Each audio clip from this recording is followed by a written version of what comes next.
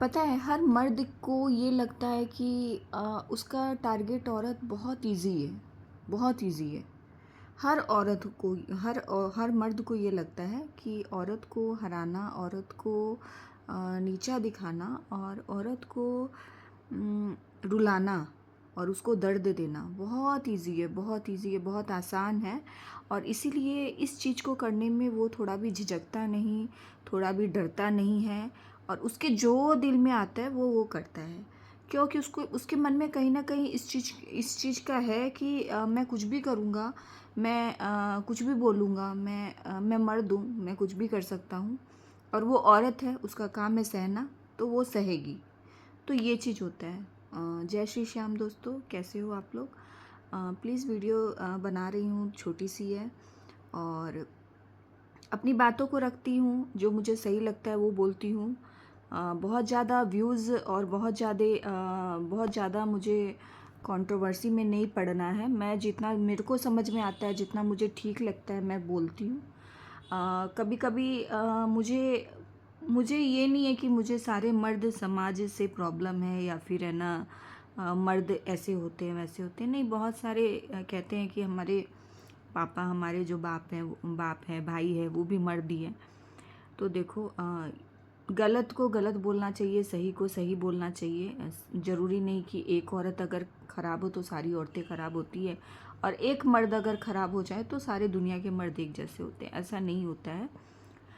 लेकिन जो जैसा होता है वो अपनी औकात कभी ना कभी दिखा ही देता है। जैसे कि मैं हमेशा बोलती हूँ कि जब भी जगत भैया मुंह खोलते हैं तो औरतों के लिए गंदगी के सिवाय कुछ निकलता नहीं है उनके मुंह से।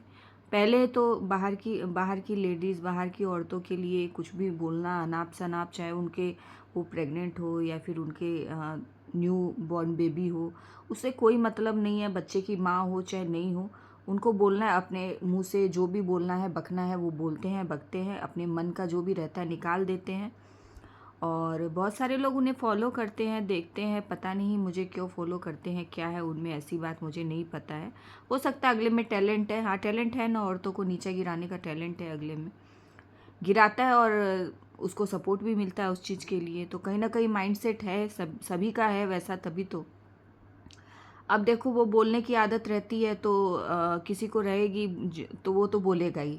उसको तो बोलने की लत लग गई है। जैसे शराब की और किसी चीज़ की नशे की लत होती है ना, वैसे बोलने की लत होती है। जिस इंसान को बोलने की लत लग जाती है वो बोलता ही है।